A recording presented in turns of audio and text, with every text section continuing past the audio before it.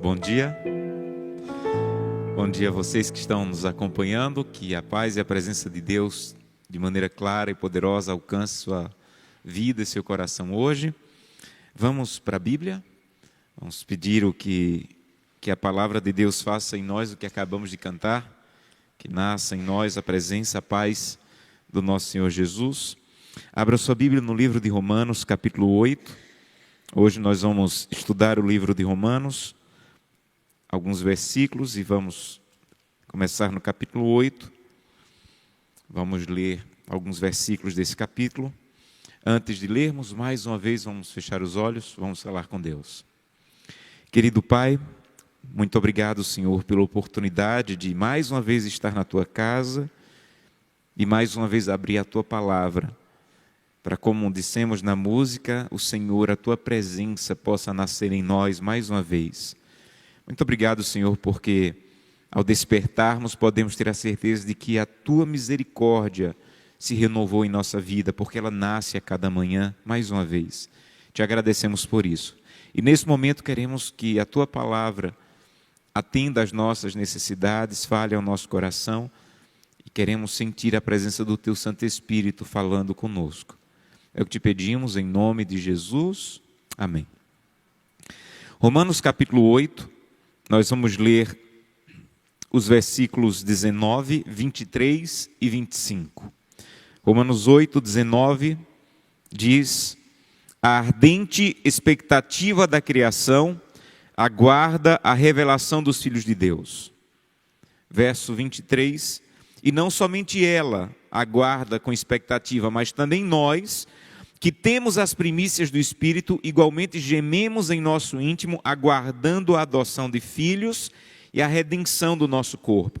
Verso 25, mas se esperamos o que não vemos, com paciência aguardamos. Esse texto faz parte do que os estudiosos da Bíblia chamam de as aparentes contradições de Paulo. Quando você está estudando os livros de Paulo, algumas vezes parece que ele entra em contradição.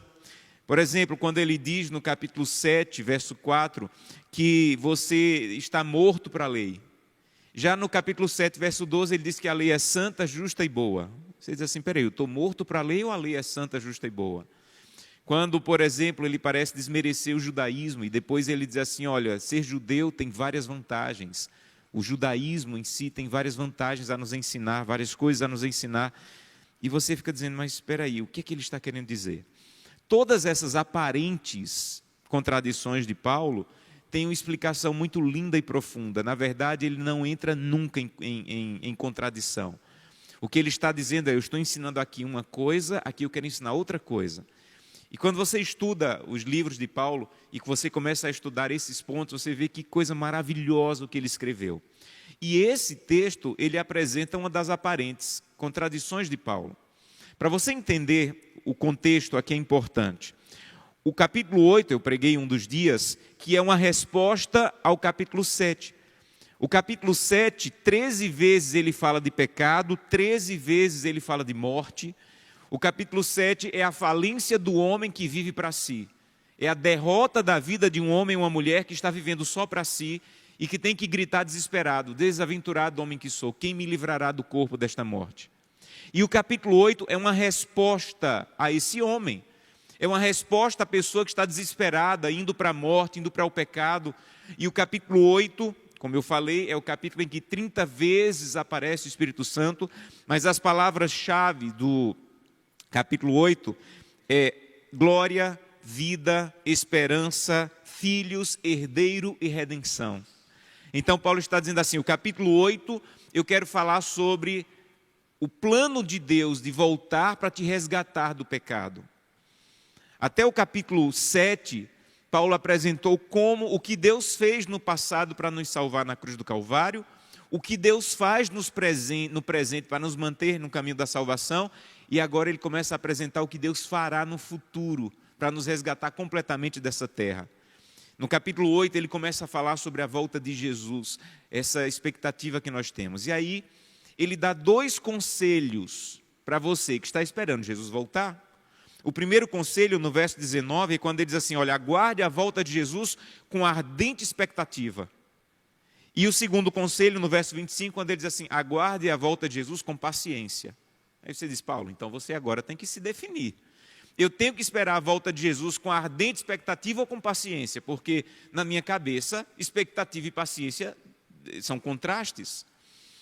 Na verdade, como todas as outras aparentes contradições que eu disse, essas duas palavras como que se completam.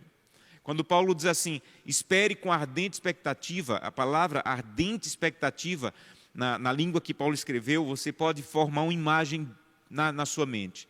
É alguém que está na ponta dos pés, esperando alguma coisa que está ali no horizonte, ela coloca a mão assim, junta os olhos, porque ela tem muita expectativa e o corpo dela, a maneira dela viver, ela mostra que ela está esperando. Quem olha para ela vê que ela está esperando alguma coisa que está vindo.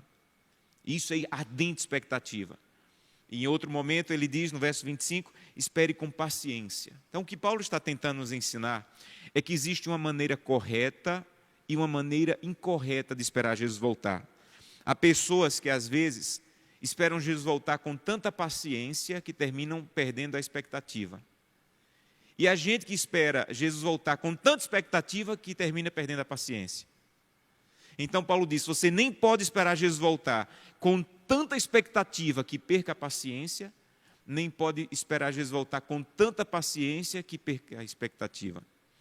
A revista de hoje, dos 10 dias de oração, nos trouxe o texto das 10 virgens. Leia a revista, se você ainda não conseguiu ler. Mas o que Jesus falou na parábola das 10 virgens, em Mateus 25, é a mesma coisa. Ele disse assim, olha, vou deixar claro para vocês, as 10 virgens representam as pessoas que estão esperando Jesus voltar, o noivo voltar. Mas o texto diz, o noivo tardou. Tenha paciência. Vai haver uma aparente demora. E eu não sei você, mas para mim há uma aparente demora. Quando a minha mãe faleceu, uma das coisas que me confortava é dizer, Jesus está voltando. Daqui a pouco minha mãe ressuscita. E 20 anos já se passaram. Há uma aparente demora e Jesus avisou isso. O noivo demorou a vir. Tenha paciência. Mas na mesma parábola, ele diz assim, que as virgens prudentes, elas estavam prontas, na expectativa, ele vai vir. Então, o óleo tem que estar pronto para a lâmpada. Então, teve que ter a paciência para esperar o noivo, que parecia estar tardando, e teve que ter o preparo, a expectativa para estar pronta, para na hora que ele chegar, eu estar pronto com o óleo para a lâmpada. Paulo está falando a mesma coisa. E hoje eu queria compartilhar com vocês isso. A maneira correta e a maneira errada de esperar Jesus voltar. Eu quero começar falando sobre a maneira errada de esperar Jesus voltar. Segundo Paulo, a maneira errada de esperar Jesus voltar é você ter uma expectativa impaciente. Expectativa impaciente é a atitude de alguns cristãos de querer tanto a volta de Jesus, de querer tanto a glória, que começam a pregar coisas como que a última geração de crentes dessa terra não vai ter pecado. Quando não teremos nenhum traço, nenhuma natureza pecaminosa, quando a trombeta soar e Jesus nos levar para o céu. Até lá, vamos lutar com a natureza pecaminosa, como eu falei antes. Mas tem algumas pessoas que começam a querer tanto a glória, que começam como que antecipar a glória. E começam a querer que aqui já tem uma geração sem pecados. Como eu aguardo e almejo o dia que Jesus vai dizer assim, vosso conflito está terminado, nunca mais você vai lutar contra o mal. Mas isso vai ser quando ele aparecer nas nuvens. Até lá, eu vou ter que todos os dias ir à presença de Deus para que ele arranque de mim a natureza pecaminosa. Então eu não posso esperar Jesus voltar com tanta expectativa ao ponto de tentar antecipar o que só vai acontecer na glória. Há pessoas que esperam com tanta expectativa a volta de Cristo que começam a buscar na internet vídeos especulativos sobre decreto dominical, sobre marca da besta, sobre perseguição, sobre ecumenismo. E elas têm tanta expectativa na volta de Cristo que quase como que estão antecipando ou marcando datas. E o objetivo da profecia não é marcar datas nem antecipar, é apenas nos manter alerta. Um dia eu recebi um e-mail de uma pessoa dizendo, pastor, você prega para muitas pessoas pregue aí, isso é urgente, tem uma fábrica na Alemanha que já está preparando o chip que vai ser colocado na mão e na testa, o senhor tem que pregar porque isso é urgente, vai acontecer em alguns meses. Faz 10 anos que eu recebi esse e-mail. O objetivo não é ficar procurando na internet vídeos especulativos sobre decretos, sobre perseguição. O objetivo é se manter alerta. Se você está sempre procurando vídeos especulativos, você pode se envolver tanto com isso que você perde o objetivo da profecia, que é Cristo. Algumas pessoas, às vezes, me interpretam mal quando eu falo isso, mas eu continuo falando. Eu não gasto 1 minuto do meu tempo procurando vídeos na internet sobre perseguição, sobre decreto. Isso vai acontecer? Vai, está profetizado. Mas o que é que eu posso fazer para antecipar ou adiantar isso? Absolutamente nada, está no tempo de Deus. Sabe o que é que eu faço? Sabe onde eu gasto o meu tempo? Me preparando na presença de Deus para que quando isso aconteça eu esteja de pé. Esse é o meu tempo. Eu tenho que decidir se eu vou ficar numa expectativa tão grande que começo a procurar vídeos especulativos, coisas que parecem que estão marcando a data da volta de Cristo, ou eu vou me concentrar em preparar a minha vida e a minha família para que quando isso aconteça eu esteja bem. Não seria a primeira vez na história que alguém que sabia tudo de profecias se atrapalhou. Quando os reis magos chegaram em Jerusalém dizendo, olha, nós vimos uma estrela, tem uma profecia lá no nosso povo que Balaão deixou há muito tempo, que fala dessa estrela, nós estudamos essa profecia e viemos aqui. E Herodes chamou os sábios da época e disse assim, que história é essa de profecia, de estrela? E os sábios disseram, eles só sabem essa profecia? Nós sabemos várias. Nós sabemos que vai ser em Belém, nós sabemos que vai ser de uma virgem. Eles sabiam várias profecias, mas sabe o que aconteceu? Estavam com a cabeça cheia de eventos, mas sem Cristo, coração sem Cristo. E se perderam. Então não é encher a cabeça de especulação, é encher o coração da presença de Deus. E quando você vê alguma coisa acontecendo na história, no jornal, você diz assim, louvado seja Deus, isso só confirma que eu tenho que me preparar. Só isso. Há algum tempo atrás, quando o Reino Unido saiu da União Europeia, que se criou expectativa, é agora, é agora. Gente, Daniel 2 já dizia que aqueles reinos não iriam se unir, não é nada novo, já está lá em Daniel 2. Você não precisa, Daniel 2 já dizia, não vai se unir. Aí quando você vê que a União Europeia não se une, aí você diz, louvado seja Deus, a profecia está certa, eu tenho que me preparar.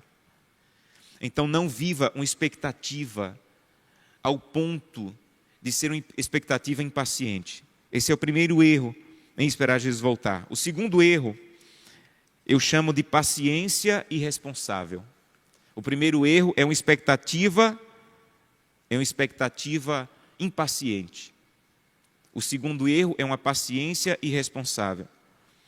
É aquela pessoa que canta sobre a volta de Cristo, lê sobre a volta de Cristo, a placa da igreja que ela segue se chama adventista, quer dizer, é aquele que espera o advento de Cristo, mas ele já não tem expectativa pela volta de Cristo. O coração dele já não arde por essa promessa. Jesus voltar se tornou uma doutrina, um estudo bíblico e não uma paixão. Quando eu era criança, eu lembro que um dos sermões que me marcou na igreja que eu frequentava com os meus pais foi quando um homem de Deus da minha igreja, já falecido, ele disse, Jesus vai voltar. Ele pregou com tanta paixão sobre a volta de Cristo. Em um dos momentos do sermão ele disse assim, Jesus vai voltar e ele vai voltar numa nuvem do tamanho da mão de um homem. Aquilo ficou na minha cabeça e eu saí da igreja e de vez em quando eu colocava a mão assim para o céu para procurar uma nuvem do tamanho da minha mão. Senhor, será que o Senhor está naquela nuvem? Eu pensava. E eu fiquei pensando, quando é que eu cresci? Comecei a estudar teologia e parei de procurar a nuvem que Jesus vai voltar. Em que momento eu parei de ter aquela expectativa que eu tinha na infância? Outro dia eu estava fazendo culto com os meus filhos e eles disseram assim, pastor, papai, estou com saudade de Jesus. Em que momento você parou de ter saudade de Jesus? Às vezes nós estamos tão pacientes que perdemos a expectativa. Isso é um grande perigo. Então nem tenham expectativa ao ponto de perder a paciência, nem tenham a paciência ao ponto de perder a expectativa. Jesus falou isso numa parábola em Lucas capítulo 12, quando ele disse assim, olha, eu vou deixar 2 mordomos, é o sermão de ontem à noite, 2, não são 4, 2 tipos de cristãos. Um é o bom mordomo, que quando eu voltar vai estar pronto, e outro é o mau mordomo, que disse em seu coração: meu senhor tarda em vir. Essa parábola é fantástica. Lê essa parábola, capítulo 12, a partir do versículo 42. Lucas, capítulo 12, 42. Jesus falou: o perigo dessa pessoa que não estava pronta para quando o Senhor voltou, é que ela começou a dizer no coração: meu senhor vai vir, mas está longe. A tragédia não é você perder a fé na volta de Cristo. A tragédia não é você dizer que Ele não vai mais voltar. A tragédia é você saber que Ele vai voltar e começar a viver como se fosse demorar. Lutero, em um dos seus sermões, contou uma história que o inimigo se reuniu com seus anjos para pensar como é que nós vamos destruir os cristãos. E um demônio disse: eu sei, vamos dizer que a Bíblia é mentira. E o inimigo disse: não vai funcionar, eles acreditam na Bíblia. Vamos dizer que Deus não existe. Ele disse: não vai funcionar, eles acreditam que Deus existe. Aí ele disse que um demônio com o rosto cheio de maldade disse: eu sei o que vamos fazer. Vamos dizer que a Bíblia é verdadeira, vamos dizer que Deus é verdadeiro, mas vamos dizer que eles fiquem calmos, porque tudo ainda vai demorar muito. Ele disse que o inimigo sorriu e disse assim: isso vai funcionar. A Bíblia é verdadeira, Deus é verdadeiro, mas fiquem calmos, ainda vai demorar muito. Vamos fazer com que eles percam a expectativa. Mas eu não quero me demorar mais sobre a maneira errada de esperar Jesus voltar. Eu quero terminar esse sermão com a maneira correta de esperar Jesus voltar. A maneira correta é o conselho de Paulo: esperem com ardente expectativa. Esperem com ardente expectativa. Olhem para a nuvem do céu e digam: Senhor, como seria bom se naquela nuvem o Senhor estivesse voltando. Espere com ardente expectativa. E só tem uma maneira de esperar com ardente expectativa: é ir à presença de Deus todos os dias. É todos os dias ir à presença de Deus e dizer: Santo Deus, renova em meu coração a expectativa de te encontrar. E eu quero te encontrar hoje. Santo Deus, eu tenho um plano de comprar uma casa, mas eu deixo o plano para lá. Se o Senhor voltar hoje, eu estou feliz demais. Santo Deus, eu estou estudando para passar no concurso, mas o Senhor voltar hoje, para mim é mais importante do que passar no concurso, que eu queria que o Senhor voltasse hoje. Quando você vai à palavra de Deus, você tem um encontro com os planos de Deus para a sua vida. Há uma citação muito linda em Testemunhos para a Igreja, volume 3, página 537, em que Ellen White diz: a Bíblia é para nós a fotografia da mente de Deus e de Cristo. Olha que coisa linda. A Bíblia é como uma fotografia da mente de Deus. Quando você está lendo a Bíblia, você começa a compreender os planos de Deus para você. E isso vai manter você sempre na expectativa. A segunda maneira de esperar Jesus voltar correta é você ter uma paciência expectante. É você saber que enquanto você estiver nessa terra, você vai derramar lágrimas. Então não desista. Tenha paciência. Enquanto você estiver nessa terra, você vai enfrentar lutas, mas não desista. Por favor, não desista. Talvez eu esteja falando para alguém aqui, ou alguém que está nos assistindo, que está enfrentando um momento tão difícil, que você está perdendo a paciência já. Paulo está dizendo: por favor, espere com paciência, Jesus vai voltar. Mas para mim a melhor maneira de não perder a paciência para a volta de Cristo é se manter sempre ativo trabalhando para a causa de Deus. A pior coisa que existe é você esperar alguém sem fazer nada. O tempo não passa. Mas quando você espera alguém fazendo alguma coisa, a pessoa demora e você diz: olha, nem senti que você demorou, eu estava tão ocupado aqui. Há muitos cristãos que estão esperando Jesus voltar sem fazer nada. E você começa a dizer assim: está demorando. E você vai perdendo a paciência, você vai perdendo a firmeza espiritual. Espere Jesus voltar, ativo, trabalhando, dando estudos bíblicos, compartilhando a verdade. E quando Jesus voltar, você vai dizer: olha, Senhor, para mim não demorou, porque eu te esperava todo dia. Então espere Jesus voltar com expectativa, espere Jesus voltar com paciência. Um dia, alguém me ligou e disse assim: pastor, eu estou frio espiritualmente. E não venha dizer que eu tenho que orar, eu estou orando. Não venha dizer que eu tenho que ler a Bíblia, eu estou lendo a Bíblia. O que é que eu faço? E eu disse assim: olha, eu sei o que está faltando. Pega teu violão e vai todo sábado visitar algumas pessoas que eu sei da tua igreja que não vão para a igreja ou que estão doentes. Todo sábado. E ele começou a ir com a família. E um dia me disse: pastor, minha vida espiritual reacendeu. Era isso que faltava. Eu estava esperando Jesus voltar só com comunhão. E eu fui perdendo a paciência. Mas quando eu comecei a esperar Jesus voltar com missão e comunhão, eu voltei a ter o coração aquecido. Eu gosto muito do final do livro do Apocalipse, quando depois de João ver o céu, falar sobre a Nova Jerusalém, Jesus aparece para ele. João foi um dos discípulos mais novos a seguir a Jesus, foi o último a morrer. E quando ele já estava velhinho ali na ilha de Patmos, no final do livro do Apocalipse, Jesus diz assim: João, escreve aí, eis que venho sem demora. João havia ouvido Jesus falar isso há 50 anos. Quando Jesus disse: não se turbe o vosso coração, crê em Deus, crê também em mim, na casa do meu pai há muitas moradas, eu vou voltar para buscar vocês. Aí Jesus aparece 50 anos depois, a igreja perseguida, os amigos de João mortos, martirizados. Aí Jesus diz assim: escreve aí, eis que venho sem demora. Se fosse eu tinha dito: ô Jesus, vou escrever não. Faz 50 anos que eu estou esperando isso e o Senhor não chega. Está demorando, Senhor. Mas sabe o que João escreveu? Amém. Vem, Senhor Jesus. Sabe o que João estava dizendo de verdade? Para quem está esperando Jesus Cristo voltar, está sempre pronto. Não importa se vai voltar amanhã, depois de amanhã, mês que vem, eu sempre vou ter o amém para dizer: amém, vem Senhor Jesus. Diz que um dia Francisco de Assis estava capinando o quintal da casa dele. Alguém passou e disse assim: Francisco de Assis, se Jesus voltasse daqui a 1 hora, o que é que você faria? Ele parou e disse assim: se Jesus voltasse daqui a 1 hora, ia dar tempo eu terminar de capinar. O que ele estava dizendo de verdade é: quem está esperando Jesus voltar, está sempre pronto. Eu não preciso mudar a minha vida porque Jesus vai voltar daqui a 1 hora. Eu já estou pronto porque já estava aguardando Ele, já estava na presença dEle, já estava vivendo do lado dEle. Então, se Ele voltar hoje, amém.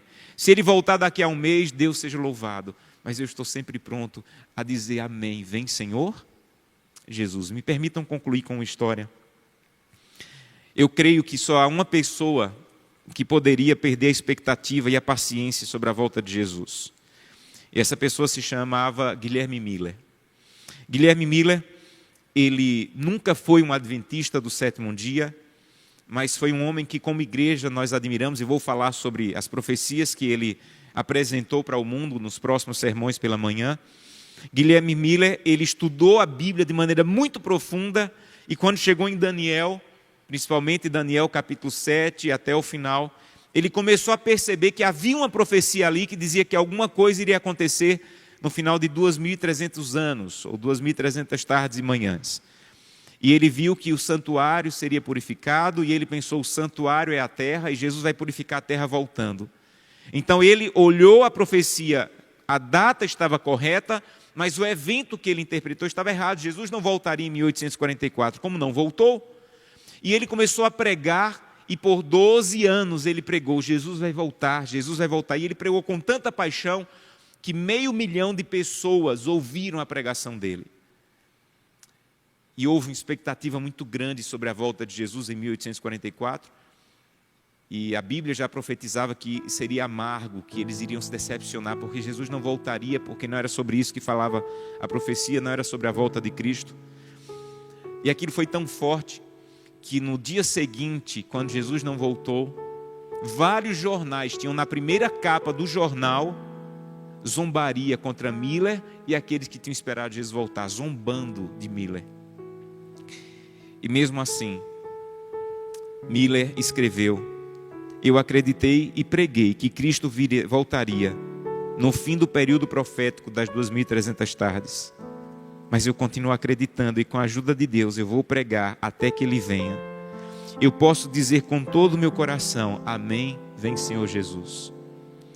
Aguardo a cada dia e hora o retorno de Cristo. Eu desejo estar com Ele, e eu posso dizer que eu ainda o amo como amava há 28 anos atrás. Eu achava, pelo que eu estudei, que eu já deveria estar no céu, mas ainda estou aqui, um peregrino e estrangeiro, esperando a mudança do mortal para o imortal. Mas eu não estou abatido nem desanimado. Deus está comigo, Ele tem me consolado. Minha mente está calma, minha esperança está firme na volta de Cristo. E eu quero permanecer firme todos os dias até que Ele venha. No dia, ele morreu em 20 de dezembro de 1849, e durante os últimos dias da sua vida, ele continuou na expectativa da volta de Cristo. Quando a família dele percebeu que ele estava muito fraco, mandaram um telegrama para um amigo dele, Josué Raimes, que acompanhou ele durante muitos anos. Josué Raimes morava em Nova York, no estado de Nova York. Ele viajou para encontrar seu amigo. Quando chegou lá, Miller estava cego, fraco. Mas quando ele percebeu que era o seu amigo de pregação sobre a volta de Cristo, Josué Raimes, ele disse: querido amigo, diga aos irmãos que o Senhor vai voltar, que eles sejam pacientes e esperem por Ele. No último dia da vida dele, 20 de dezembro, ele estava muito fraquinho, mas de vez em quando ele dizia: oh, como eu quero vê-lo, vitória, vitória, vencida está a morte, Ele é poderoso para me salvar. E ao longo do dia ele foi perdendo as forças, respirando com dificuldade, e calmamente ele deu seu último suspiro às 3h05 da tarde.